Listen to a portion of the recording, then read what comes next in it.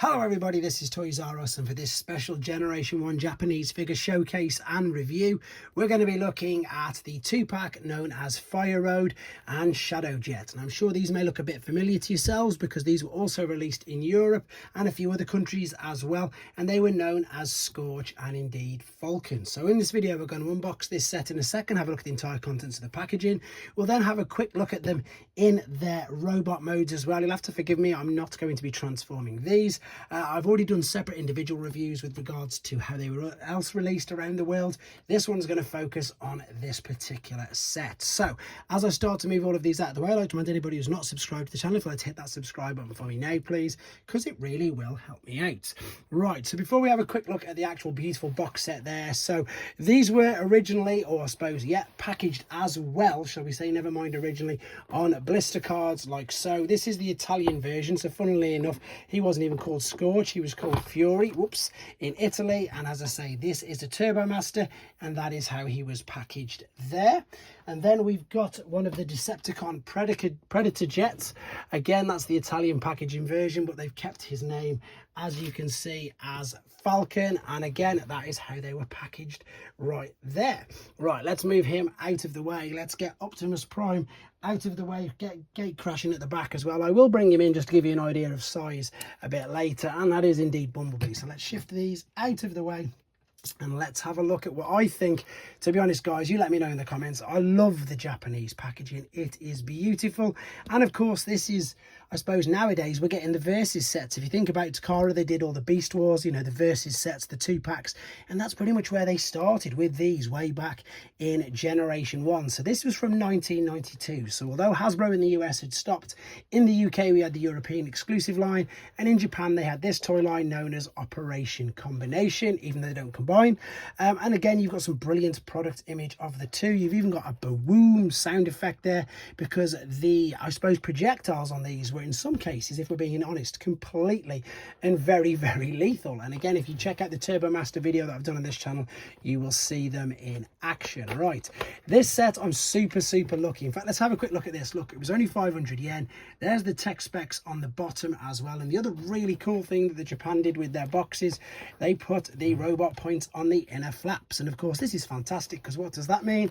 It meant as a kid that you didn't have to cut your box up, you know, at the back, cut the robot points out the back. So it's a great, very clever thing to do, to be honest. A lot of people didn't want to damage their boxes. Right, so this particular set has, the guys just stickered it. Whoever owned this before has just put the stickers on. They've left the missiles for these ones on the sprue anyhow, which you can see. And if you didn't know, they also came with this extra protective film on the front as well. So I'm going to very carefully, now what I'm going to in fact, I might as well take them out. I don't think it's going to be too detrimental.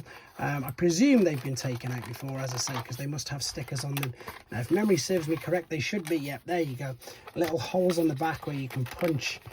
Punch is the wrong word, isn't it? Where you can push, press. Wow, that's incredibly tight. In fact, it's scary. Sometimes it makes me wonder, as I say, if people actually even played with these. Now, the only reason I think that people may have done is because I've checked the sticker sheets, which I'll show you in a second. And of course, you can see stickers on them. But to be honest, this doesn't look like it's been played with at all. So the missiles all came on the sprue like that. I'm going to show you.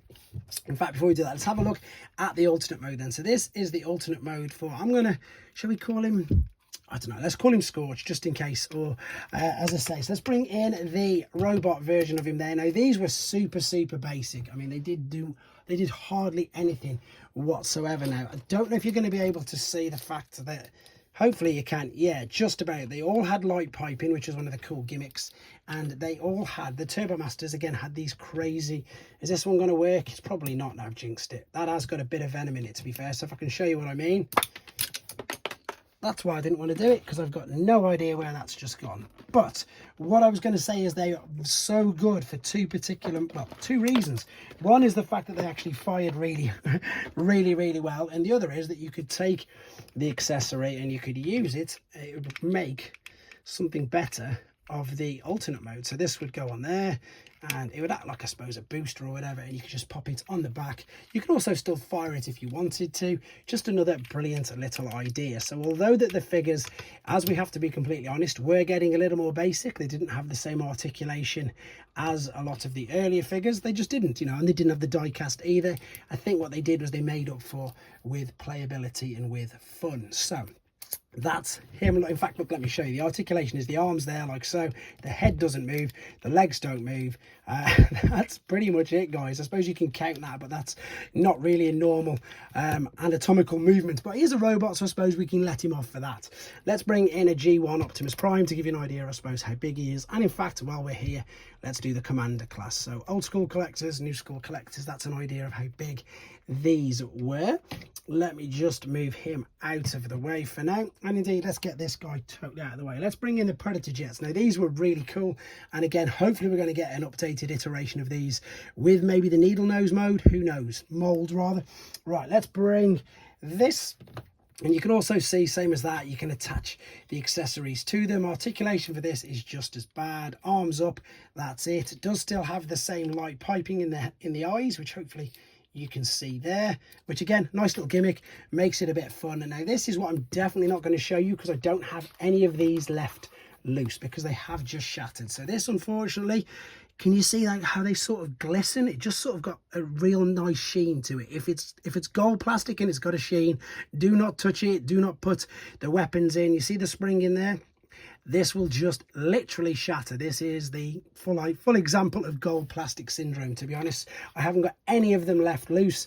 I did a video with Thunder Clash and it never made it out because I just put it in and the weapon just broke, unfortunately. So these were the jets. These were known as the Predators. And as I say, they were packaged in two like that. Right. There's also, as I say, separate reviews on these. If we have a look quickly, as you can see, there's the instructions, there's the feedback card, and there's the fact that they've used the stickers, but I can't tell why they would have used them. I've also, as well, guys, if you want to see it, uploaded another video on the toy catalogue that came out at that particular time, and I've also put reviews up of the other, excuse the noise, anybody who hates polystyrene.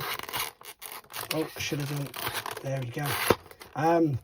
Of the other three sets, because there was 4 Turbo Masters, there was 4 Predators. Oh, let's see if I can get this to fit in so you can have a good check at them as well if you wanted to see it. So as I say, it was quite an interesting time in Europe and in Japan when they were still making these, and I think like Canada, etc., and I think maybe New Zealand, so sort of like French Canada, I think they had them. I can't be 100% sure, so please do correct me if I'm wrong in the comments, but I just wanted to give you guys a bit of a showcase on, to be honest, what is now becoming quite a rare figure, or set of figures, shall we say. That was your look at TF07 from Operation Combination, full unboxing of the brilliant 2-pack there. Let me know what you think in the comments, guys. Take care.